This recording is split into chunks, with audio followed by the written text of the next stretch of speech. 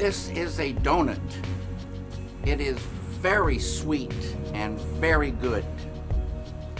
But if you've never tasted a donut, you wouldn't really know how sweet and how good a donut is if you'd never had that experience.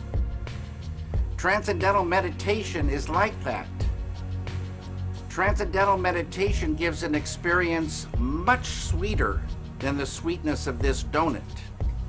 It gives the experience of the sweetest nectar of life, pure bliss consciousness. As Maharishi says, those who don't know, they don't know. Those who know, they enjoy. I hope this following documentary gives you some good news about the sweetness of life.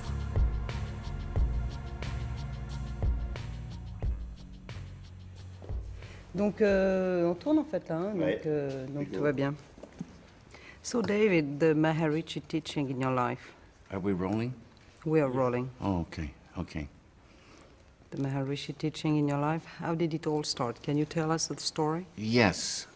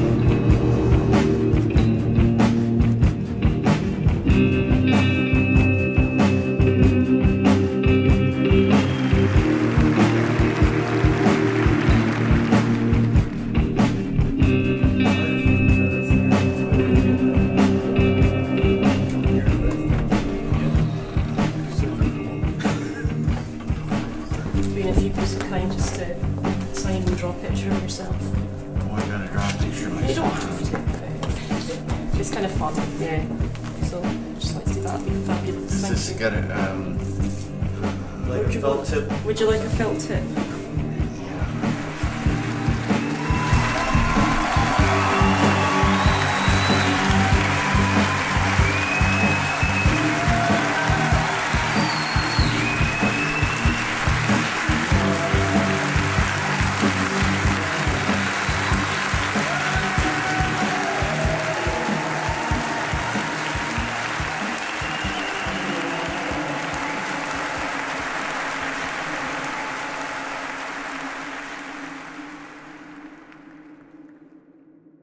I am interested in hearing your opinion about the presentation of woman and motherhood in your films. Can you explain? No. I don't think about women and motherhood. I get these ideas, and maybe later I say, oh, there's a woman here, and this woman is a mother. The idea comes first. It's not like you said, I don't set out on a theme. I don't set out to show something. I'm surprised as anybody when the idea pops in. When you settle down your mind and transcend, where goes emotion, what happens to emotions, and are they beneficial in this? Yeah, when you transcend, you go beyond thought. You just experience pure consciousness.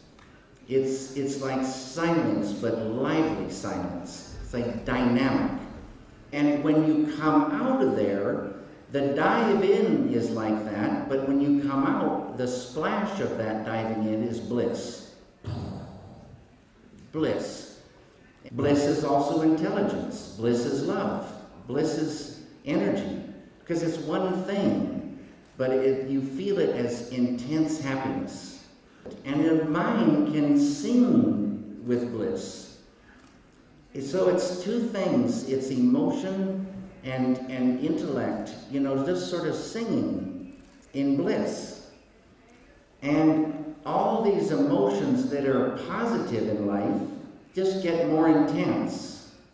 But negative emotions, like sorrow, for instance, everybody knows some people that are just sad and they hold on to sorrow.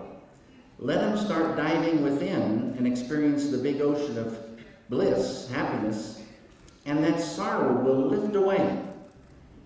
Could you just describe, in whichever way you like, your creative process? Yeah. Ideas. We're nothing without an idea. So I say that a desire for an idea is like a bait on a hook. And you're desiring an idea, and you have to have patience, just like you do in fishing. How deep that hook goes depends on the size of that ball of consciousness. And desire, another word for it, is like focus. Just focus on some, and it's a little bit like daydreaming. Thoughts come and thoughts come and thoughts come, and maybe, boom, an idea comes that is so thrilling.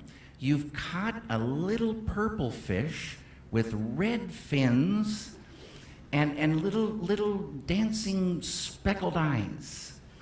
And this little fish could be just a fragment of the final film, but you love this fragment. You love this fish. And that idea, you write it down so you won't forget it. Then, now that you have that fish, even more powerful bait, and soon others will swim in and join to it. And a thing will start emerging called a script. And it goes like that, for me anyway, fragments. But it's all ideas coming, ideas that I fall in love with. And I'm going to fall in love with different ideas than you will, but there's billions, trillions of ideas coming. Ideas for everything. So that's how it goes. Then you get the ideas organized in a script, and then you translate those ideas to cinema. And along the way, you stay open, because a thing isn't finished till it's finished. There can be happy accidents. You say, how did I get so lucky to get this thing? I thought this was complete, but this is beyond the beyond fitting in here and jumping it. Stay on your toes. And don't walk away from any element until it feels correct, because it's built out of many, many, many elements. Stay true to the idea all along the road, and then you have some hope of the whole working. Thank you very much. Thank you. What is your feeling between the awake dreams and the sleeping dreams? The one that's awake, you're awake, and the one that you're sleeping, you're sleeping. So, yesterday you said in our news that you want to create invisible university here. Mm-hmm. What does that mean, actually? I'll tell you, invincible, in this case, has nothing to do with military. Zero. It's invincible, another word you could say dynamic peace. A kind of a peace that means no harm can come from within Estonia, and nothing bad, nothing negative can come from without to harm Estonia. Oh, okay. Yes. Now, will you help support this university for Estonia? Yeah, I think. Put her there. That would be so beautiful. Okay, thank you. Fantastic. Thank We'll you. do it.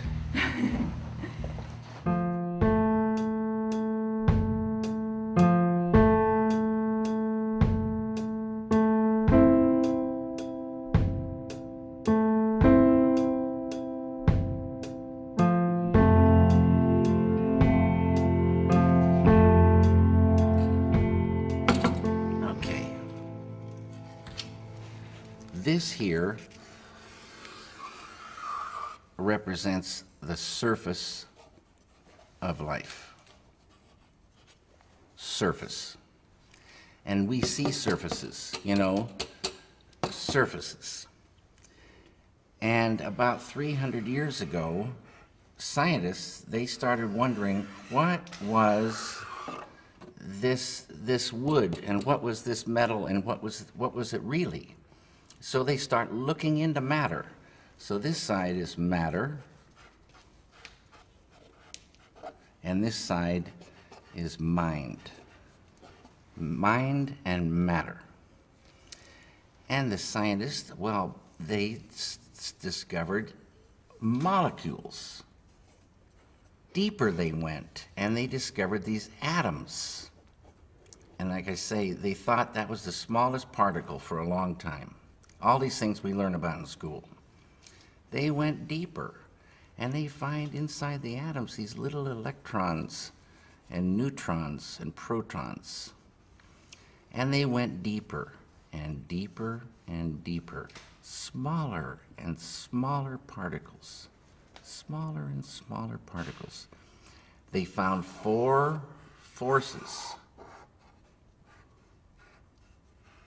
On a deeper level, the 4 became 3. And on a deeper level, the 3 became 2. And then, about 30 years ago, modern science, quantum physics, discovered the unified field.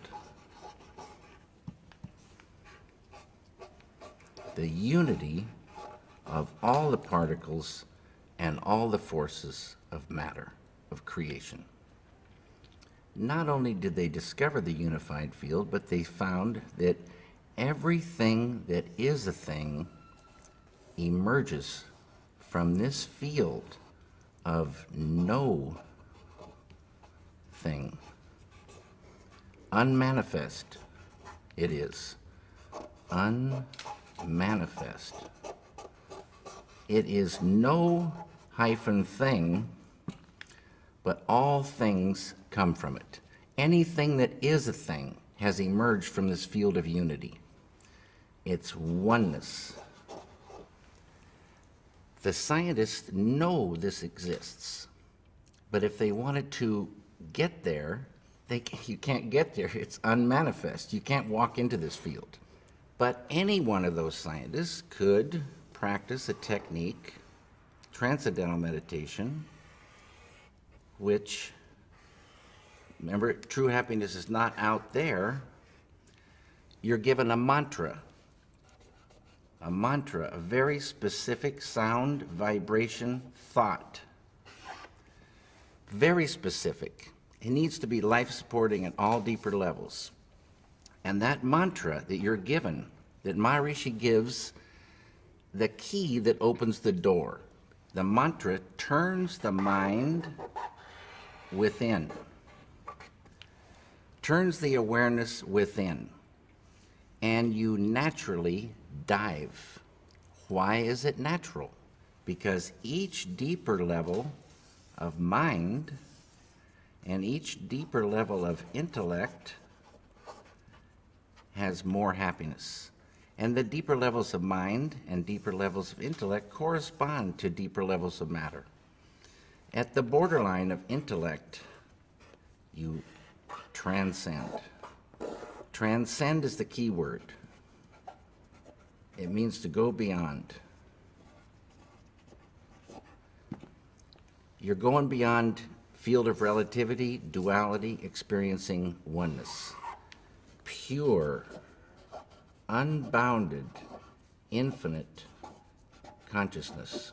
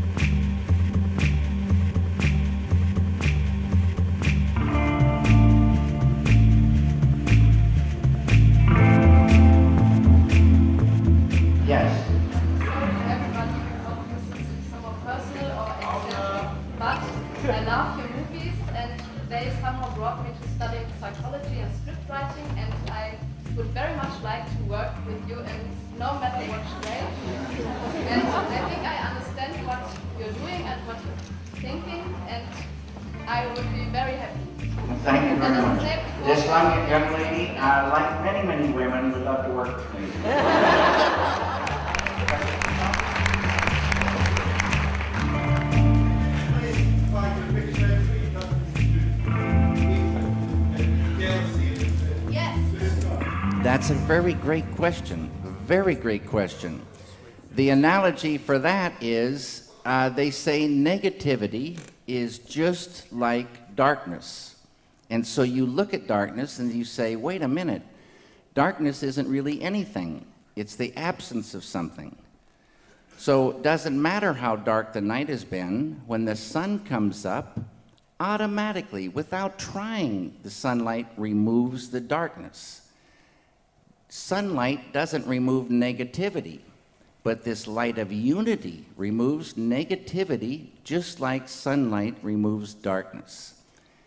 Negativity is just the absence of that all-powerful bliss and all-powerful love, all-powerful energy, dynamic peace, harmony, coherence. You enliven that, and negativity lifts away. It can't live in that light. Will we ever get to meet Ronnie Rocket? Ronnie Rocket is a script I wrote after Eraserhead. I really, really tried to get that thing going. You know, Eraserhead was not setting the world on fire in terms of money. So, but I did get one meeting from a studio. A guy invited me in after he saw, or he didn't see Eraserhead, he heard about it. And he invited me into his office. And he said, what else you got? And I said, what do you mean? He says, you got anything you want to do? And I said, yeah, I want to make this film called Ronnie Rocket. He said, what's it about? I said, it's about a 3-foot-tall man with, you know, a red pompadour, fake red pompadour, who runs on alternating current electricity. And he's asked me to leave his office. Do you think everyone here is an artist? Everyone is an artist in their own way. I say, you know, if you were a toilet cleaner, cleaning latrines, that could be a horrible job, drudgery, a nightmare. But you start building up this inner happiness, creativity, intelligence, and you're suddenly going to work in the most worst conditions, and you start seeing it differently. And you start getting into cleaning. And maybe you get your boss to get some disinfectants, or maybe you invent a new brush or a new vacuum. And pretty soon you're kind of enthusiastic about it. and you're cleaning toilets faster and more shiny they are. And it's really going good, and you're finding happiness in your work, and your boss takes notice. The boss takes notice and comes to you and gives you a raise. And not only that, he invites you home to dinner. It goes like that. Everyone has creativity. You can just get more and more and more of it. Everyone knows about catching ideas. You can just catch more. And everyone knows about stress. Everyone can see that stress lifting. Everyone knows of some kind of suffering, and they can see that suffering start to go or become less and less and less. I would like to ask you about your failures. About failures. Yeah. Failures are so incredible. A failure is a big, big sadness and a horror, but there's nowhere to go but up. So it's a freedom as a result of a failure, a huge euphoric freedom. There's no way you can lose more, you just can gain. A success is so beautiful, but then, oh my goodness, what if I fall? The next thing better be very, very special, or the whole thing's gonna crumble. You get tense, you start worrying. A success can be a nightmare. Both things have the good and the bad. What is, according to your opinion, the role of the artist or the filmmaker in this world? In my mind, have the great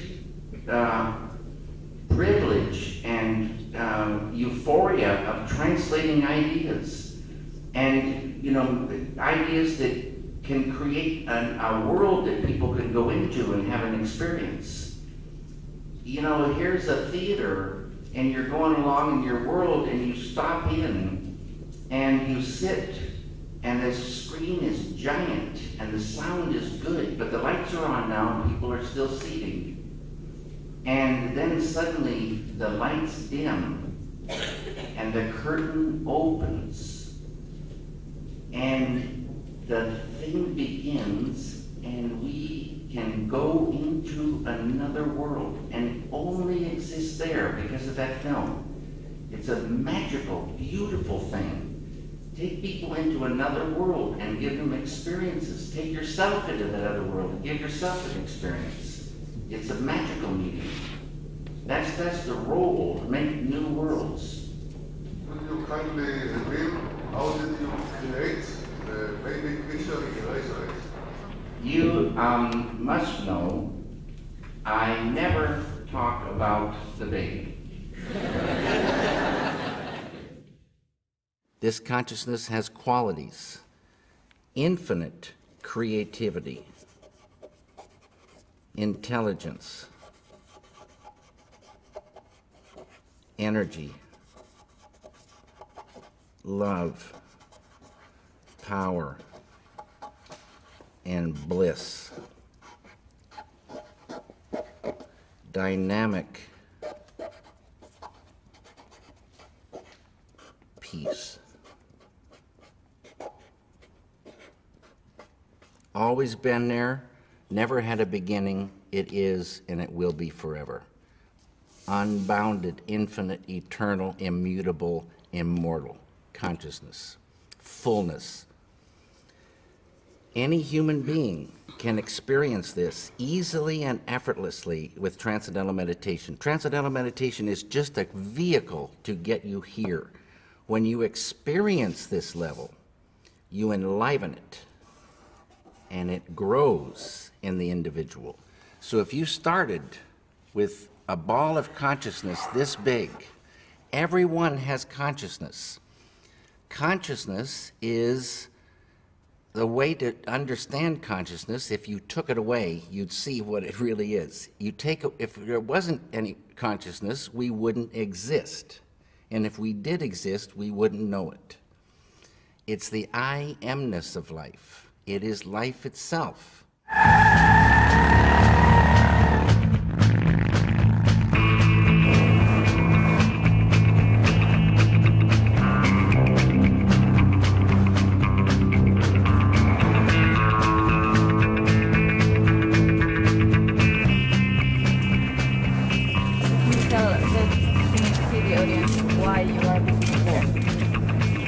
visiting here to establish Invincible Finland University. I'm also here to talk about films we want to creativity, meditation, and peace. What do the works of Franz Kafka mean to you? Franz Kafka. Yes. I love Franz Kafka's The Metamorphosis. That piece of writing does something to me. And I love the character, Gregor Samsa. I love what he seemed to be going through. I love the kind of humor and absurdity and yet big truths swimming through it and the way the story is told. I love it. It thrills me.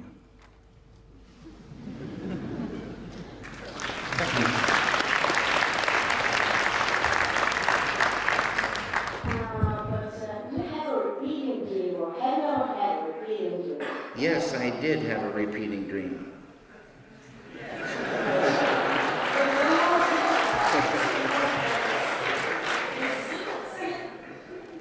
Pardon? But you would like to tell us about it. You have to come close to me.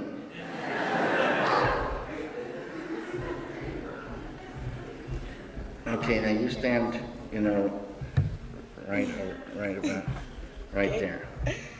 Okay, I had this repeating dream, and I'm in the desert, and the desert is completely empty and flat. And way in the distance, I see my father start walking toward me, and there's the heat waves. And I know that I have a good father and a bad father, and I don't know which one this is. And he's walking closer and closer and closer, and all of a sudden, boom!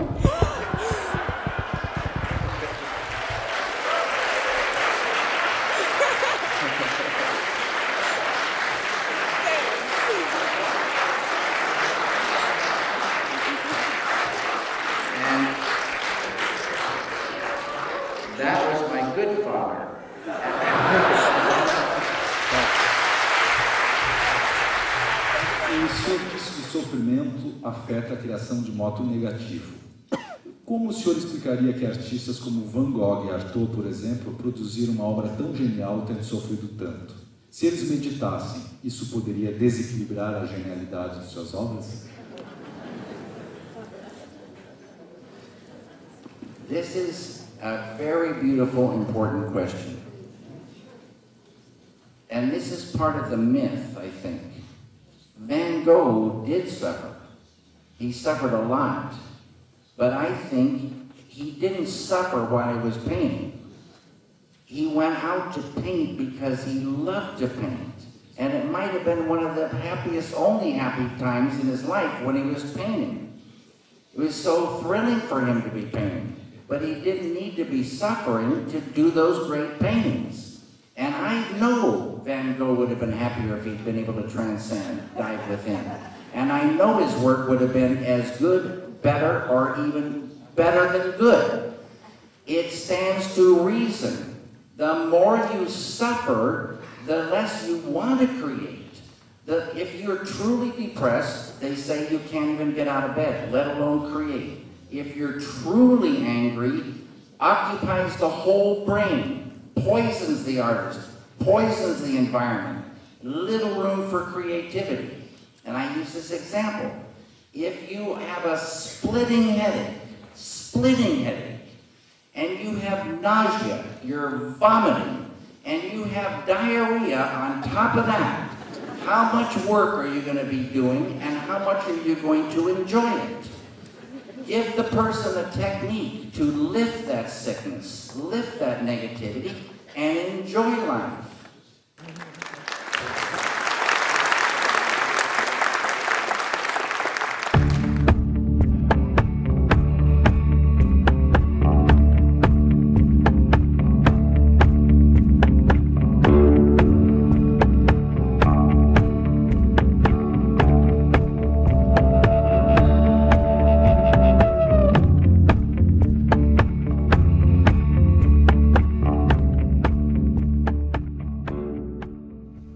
tied to consciousness is all this. Creativity, intelligence, energy, love, power, bliss, dynamic peace, all positive. Light of unity, all positive. You experience this level and you enliven it, and this ball of consciousness that you thought was just going to stay the same for the rest of your life starts expanding, and these qualities expand. So day by day, you're growing creativity, intelligence, love, energy, and this ball of consciousness is now expanding, and you're owning unconscious or subconscious more and more and more. Side effect of the growth of this consciousness is negativity starts to recede, tension, I write all these things, stress, anxiety, sorrow, depression, anger, hate, fear, all starts to go. Can't live in the light of this.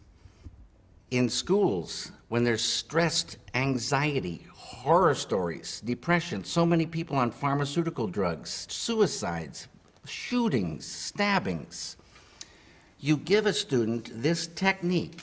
It's easy to do. It's not concentration, it's not contemplation. Concentration, contemplation keep you right on the surface. You're not transcending. It's this field that does everything for the human being. This field.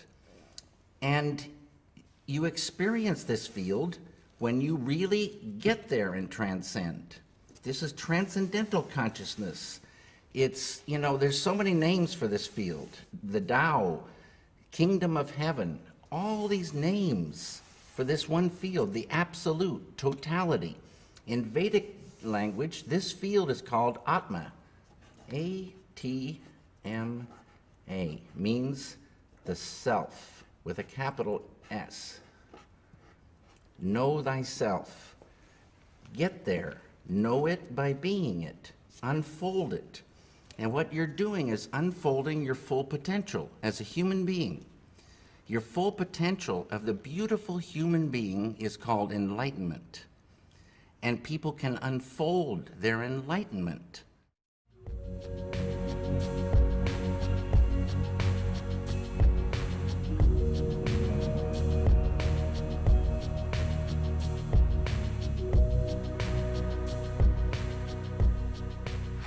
Hello, Yes. I heard what you told us about meditation. I believe all of it. And I have a question. What do you think? Can the religion be fully a substitute of meditation with all the effects you told us? Can religion be the same thing as meditation? Is that what you're saying? Yeah, not the same. A substitute? To have the same effects, not from the meditation, but from the religion. Can it be possible? That's a tricky question. I think all the great religions had in the beginning keys to unfold, enlightenment, to unfold a spiritual enlightenment, God realization. I think in time, things drift, and in time, keys get lost. It's totally possible to find something in the scriptures, these truths. So many scriptures are written in codes, and it's hard to find the thing. It's real hard to find the thing that opens that door to the transcendent. Prayer, they say prayer on the surface of life is like sending a letter with no stamp and no address. The deeper you can pray, the more power it has. And the deepness of a prayer depends on that ball of consciousness. If you have a ball of consciousness here, you can pray this deep. If you open that up, you can pray or desire this deep. You open it up more, you can pray at a deeper level. And they say on the deepest level, your prayer will be answered before you even get it out of your mouth. It's a tricky thing, but all the great religions, I think, have as their goal God realization. God realization. Total spiritual fulfillment, liberation, salvation. And I think all the great religions flow to the one ocean. And that one ocean is totality. Totality is consciousness. There is nothing else but consciousness. And that consciousness, you could say, is the light of God, is divine being. All of creation, they say, comes from this ocean of consciousness, unbounded, infinite, eternal, immortal, immutable consciousness. How does something come out of unmanifest consciousness? Quantum physics says it comes out in a process called spontaneous sequential symmetry breaking, whatever that means. But there's Vedic, science of consciousness, many steps, how unmanifest pure consciousness manifests everything that is a thing. And any human being with this technique can open the door to that unbounded, infinite, divine being, light of God, pure consciousness, creative intelligence, the absolute, totality, self, and expand that. So there's no problem with any religions. People from all religions practice this technique, and because understanding grows, they understand their religion more. And because appreciation grows, they appreciate their religion more. And another thing, when that ball of consciousness gets bigger and bigger and bigger, they say that if you're reading the Bible, the code under incandescent light looks just like a code. But under more and more of that light of unity, that spiritual light, boom, the meaning leaps off the page. Strange thing. You're unfolding infinite intelligence, infinite understanding. The whole thing comes clear one day. Thank you. Thank you. I know that you don't like to go into, analysing your movies, and you want to, as has been said, leave that to the viewer to take from it what they will. Right. Is that in any way influential to something which I see has been quite central to both Mulholland Drive and Inland Empire, which is a statement, actions have consequences? Sure. But there's not a message thing in there, but there are. When you make an action, there's consequences. Everybody knows that. And so they say what you sow is what you reap. If you plant wheat, you may wish corn was coming up, but wheat is going to come up. The question is, when is it going to come up? And that's a thing like with O.J. Simpson. O.J. Simpson walked out, free. Everybody knows he did that thing. He said he was going, yeah, we got to keep it quiet. And so when is it going to come back and bite him? And everybody says, well, it must not be what you sow is what you reap. O.J. Simpson walked out, but it will come back and bite him. How would that make a difference between real experiences and the imaginary ones in meditation? That's a good question. It's like you could sit like the thirsty man. You can sit with your empty glass and imagine water, and it will not quench your thirst. You can sit and wish for water, but it won't fill that glass up. But if you dip that glass in the cool water of the well and bring it up and drink it, it will quench your thirst. There's no denying this experience of transcending. And man, you are not angry anymore? No, I told you, that anger lifted away without trying. Poison to the artist, poison to the environment, poison to the human being, lifts away without trying. But it's not that you become numb No. and sleepy and don't want to work. You get more energy, more enjoyment of the doing. And negativity lifting means that conduit of the flow of ideas, the flow of creativity, is not cramped by that. Negativity restricts that flow. So, you know, and you can still have righteous anger, being very strongly for something or against something, beautiful. But the kind of anger that is just bitter, just like selfish kind of anger, no one wants to be around this kind of person, and the person's poisoning themselves. The person can't work so good. That's mind control. Negativity is really mind control. Depression controls the mind now. Can't work. Anger controls the mind. You can't work. Sorrow. Some people hold sorrow for years. And you want to visit them and cheer them up, but it doesn't do anything.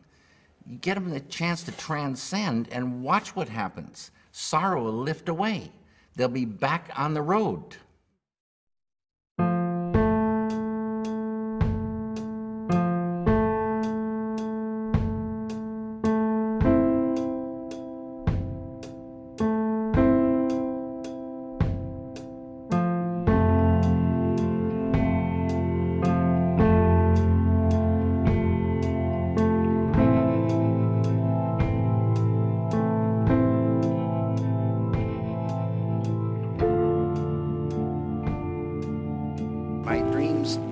Influence my movies.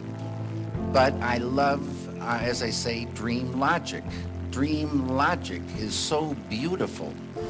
I like daydreaming, and I love what cinema can do with abstractions. Dreams are very abstract, and this dream logic is something that cinema can say. Cinema being sound and picture flowing together in time. Such a beautiful language. Can say concrete things, and it can say many, many beautiful abstractions that can only be said through cinema.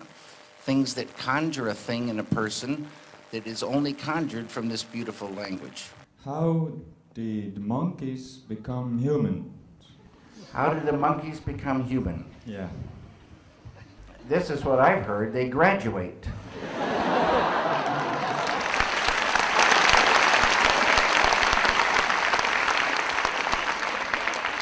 What would you say the meaning of life is? The meaning of life. So cool. The meaning of life is totality. Everything. More than the most. Smaller than the smallest, larger than the largest. Totality. The human being is an exquisite being, and we have a potential, and that potential is called enlightenment, fulfillment, total fulfillment, liberation, salvation, and it's huge. Supreme enlightenment. That's the meaning of life. The meaning. Know it by being it. My name is Tamir. I'm a film student. Today was my first day. Fantastic. Best of luck to you. Yeah, that's what I want. Maybe you can give me a good tip, good advice. Someone just started. Yeah, I'll tell you this real good advice. Be true to yourself. Have your own voice ring out. Other things can inspire you, but find your own voice. Be true to that voice. Don't let anybody fiddle with it. Never turn down a good idea, but never take a bad idea. And be true to the ideas all the way along, every element. You'll just, and then start your transcendental meditation.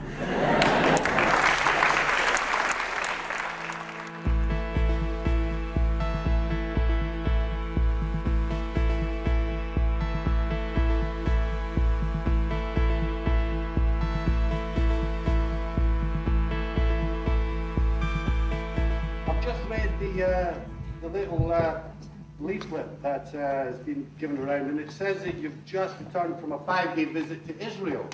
Right. Well, I'm sorry, and I don't want to be a damper on things, but I'm appalled. I mean, it's like, Israel, David, at this point in time, how could you possibly, and what do you have to say about, how can Palestinians possibly get anything from the meditation, and what did you do there, and what do you feel about the situation there, to be a guest of the apartheid state of Israel? I feel real good about it. Had a great time in Israel, went to Jerusalem, Haifa, and Tel Aviv. Met about 3,500 film students. Met the president of Israel, the mayor of Haifa, and a lot of really great people. Transcendental meditation is for human beings. Doesn't matter where you live. It's for human beings.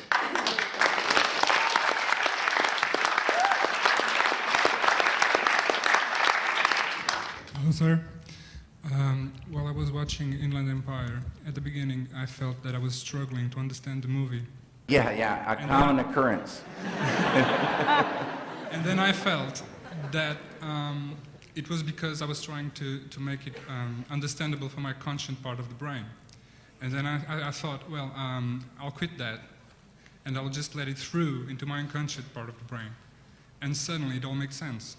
It was like a passive way of watching cinema, instead of an active trying to understand with the rational. Yeah, that's beautiful.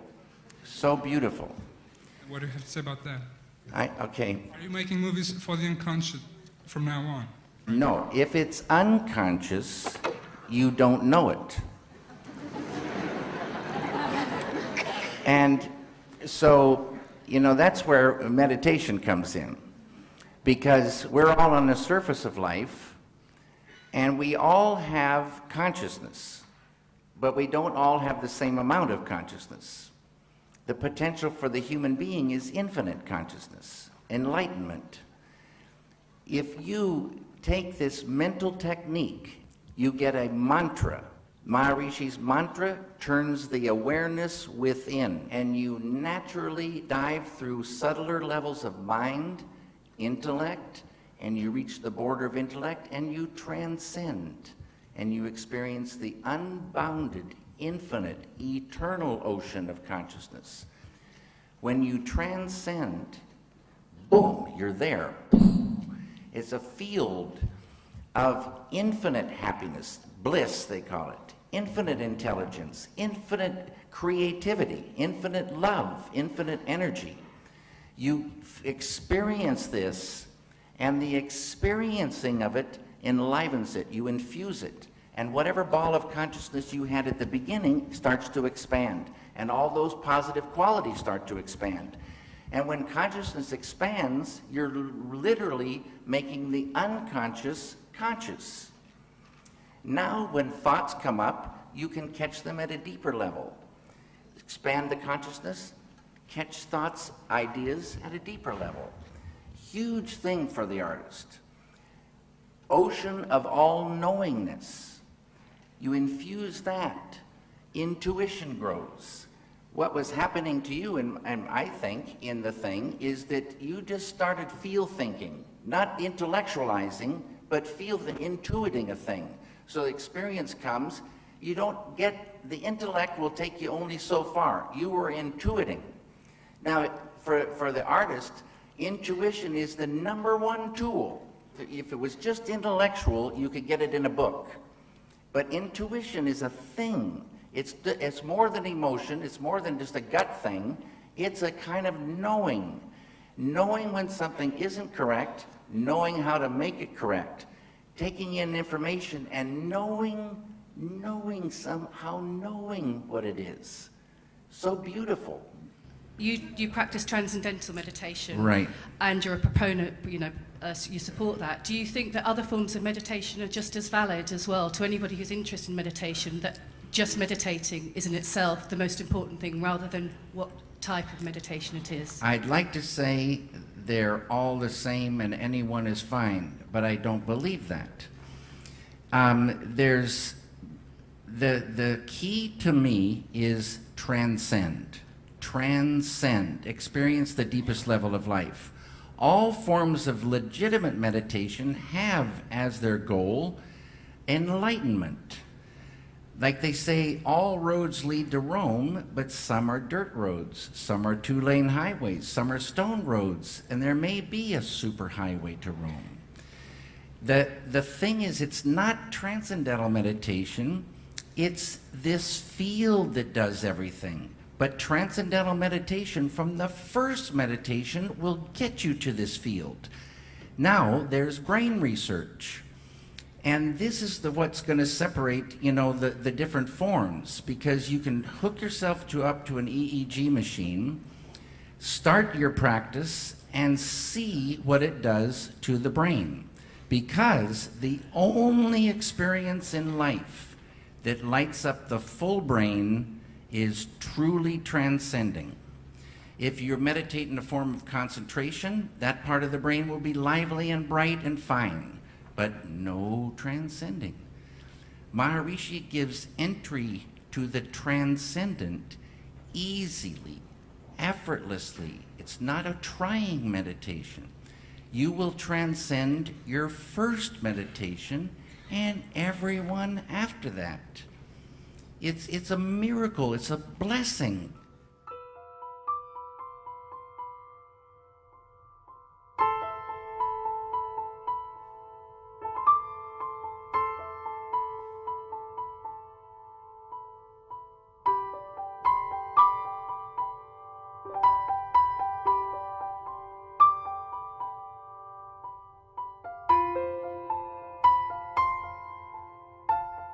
You started 34 years ago to go deeper and deeper into that spiritual journey, but it's lately only that you decided to go public about it more and more.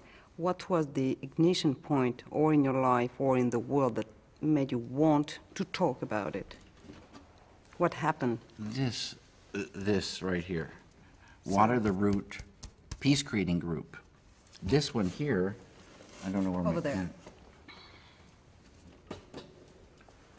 This is the individual here, and the same phenomenon happens with a group. Lots and lots of people, square root of 1% of a population. So, like I said, for France, 750 to 1,000 do the thing. A group, quadratically more powerful than the same number scattered about. And this is a thing, like my friend Dr. John Hagelin says, if you have two loudspeakers and they're separated, you have one volume, you put the two next to each other and you got the equivalent of 4 loudspeakers. You put 3, you've got suddenly 9. It's called constructive interference. It's a real thing. A group, close, doing the program, advanced techniques.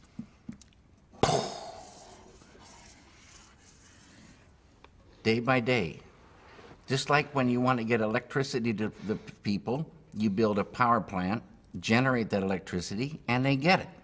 And you want that power plant to stay. They got their computers running, their TVs running, the whole kitchen's running, and day by day by day, you're generating electricity. Day by day by day, you're generating dynamic peace. Beautiful thing. Human beings like a light bulb. And we enjoy that light inside, but we also radiate it. We affect our environment. Everybody knows that. You go into a room where there's been a bad argument, the argument's over, but you can feel that thing. You go into a room filled with felicite, bliss, and the power of that is so beautiful to be in. And this group radiates that. Side effect, negativity goes. Enmity and the enemy goes. Without trying. Without trying. Unified field. Mm-hmm. That's our big, big, big friend.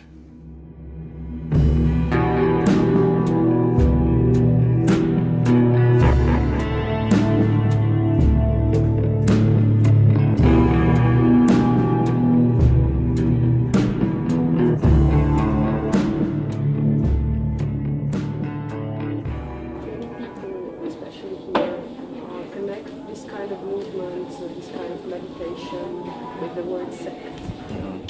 This is the old way of thinking. I don't want to belong to any sect.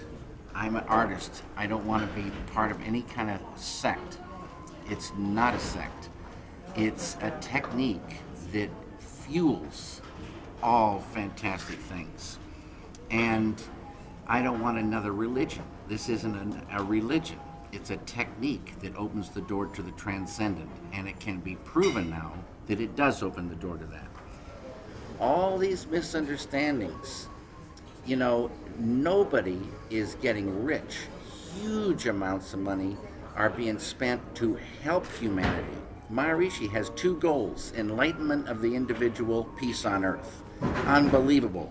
Works 22 hours a day for 50 years now to make this happen.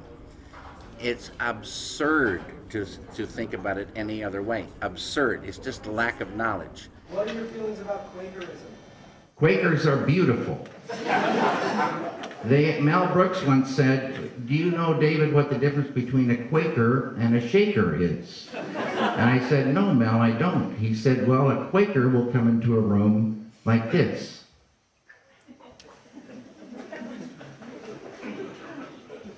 And a shaker will come into the room like this." My first wife went to a Quaker school, a friend's school in Philadelphia. Probably the only peaceful place in Philadelphia. Yes. David, great you're here. Thank you. Thank you. I just got one question. I didn't understand the point about transcendence. Because before you were talking about consciousness. Yes. And that without consciousness, you were truly saying there is no life. That is true indeed. But on the other hand, you're saying you have to transcend. And as you very low following, transcendence is the opposite of consciousness. No. When you transcend means to go beyond. Okay. You're talking about words. Transcend, in the way I'm talking about it, means to go beyond. You go beyond the thought to pure, no thought consciousness. Beyond what? Beyond the field of duality, experience oneness. Beyond thought, pure consciousness. Beyond the field of relative to non-relative absolute. That's what you go beyond. That's exactly beyond consciousness. No, it's pure consciousness. Pure consciousness. And you get wet with that, infuse that, and grow that consciousness. Oh, I got it. Okay. Bless your heart. Hi, David. How you doing? Good. Just wondered, sort of a general filmmaking question. What drives you to make a film? What makes you go for one particular idea and make a full feature film out of it? You're going down the street, and girls are passing by. Pretty, nice-looking girls. It's not doing it, though. You round a corner, and boom, there she is. No question about it, and you are in love. This is the thing. That's what drives you.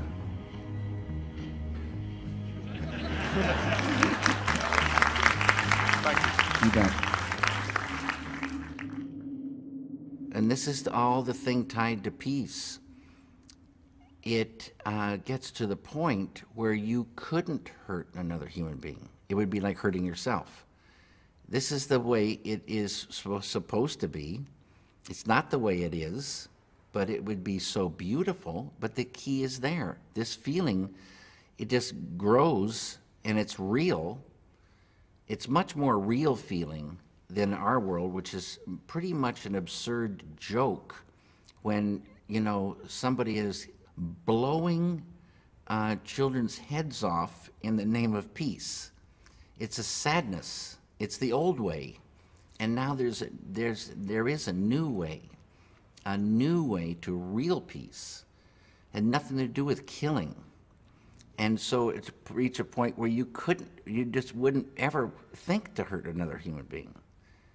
And you travel in real peace, you travel and you meet friends, not enemies. The light of unity destroys the enmity in an enemy, destroys negativity. There's no more enemy.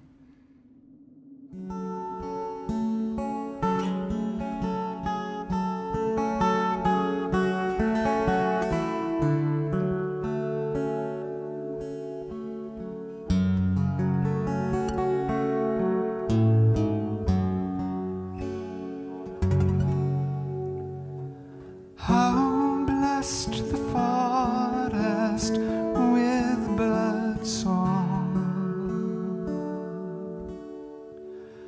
How neat the cartpeat laid so long.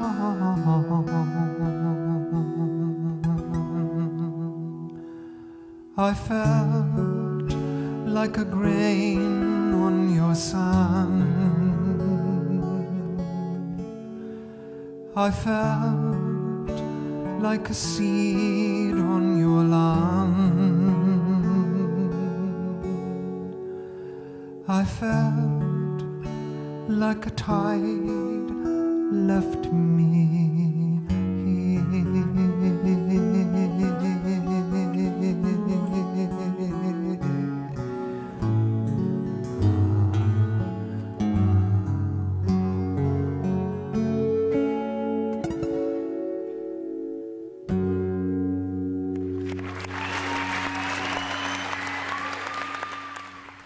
And I want to say one more thing, because it's a nice thing to think about.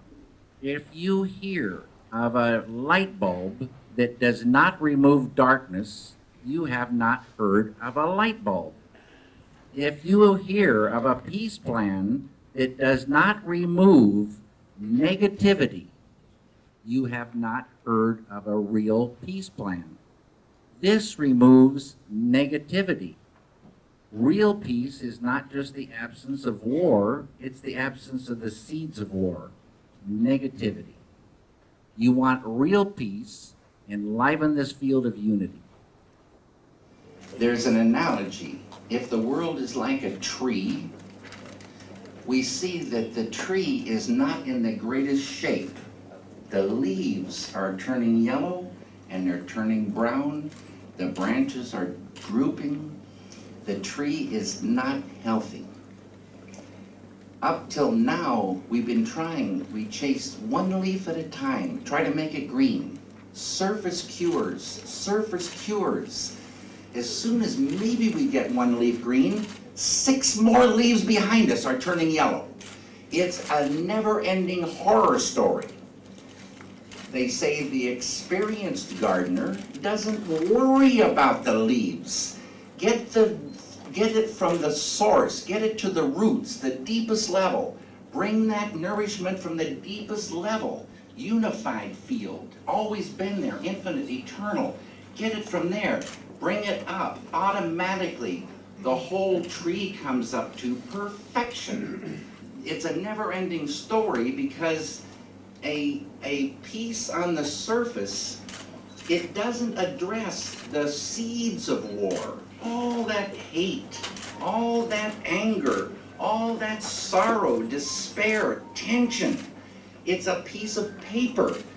But underneath you enliven that, the thing changes. The hate goes, the hate lifts. A man goes to bed filled with anger, wakes up and wonders where it went. This is a true phenomenon. The technologies exist to enliven this deepest level, and watch what happens.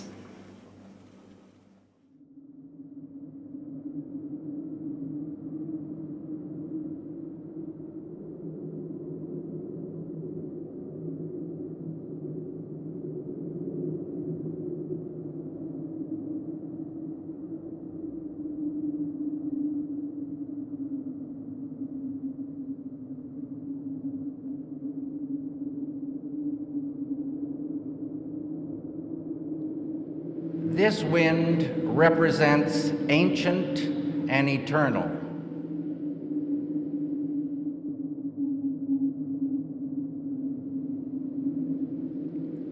This ocean represents the ocean within every human being. And this ocean is an ocean of consciousness. and it is a big ocean. It is unbounded and infinite. And this ocean of consciousness within has qualities.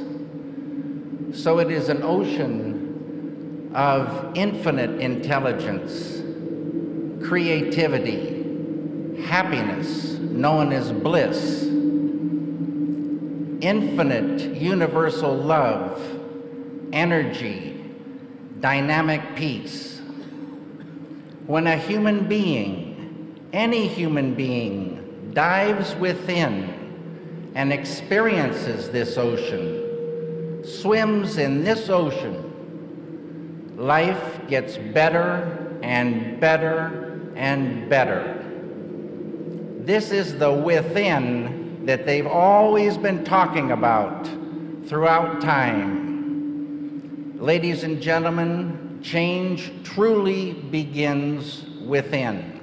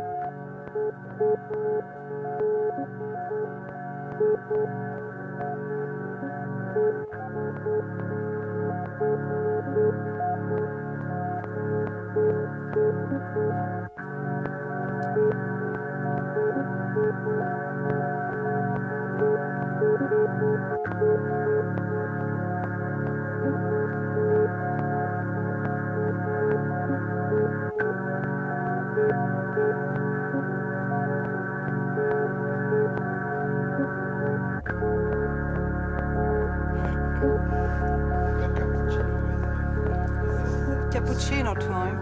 Wow. It's here? Yeah. Wow. That was fast. Well. Hey, Patrice. This is the beautiful moment. Come on. Hey, you have cream. Oh my God. It's heaven. No, merci. No cream, we said. Thanks a lot, Patrice.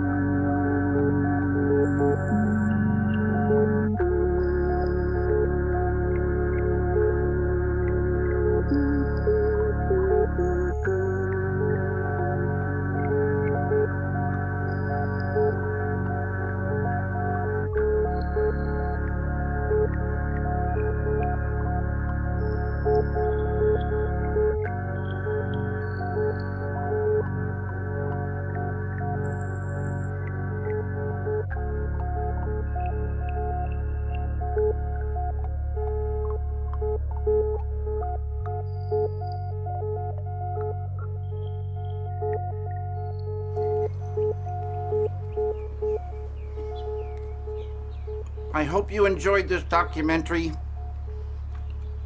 Thank you very much. And I wish you all the very, very best.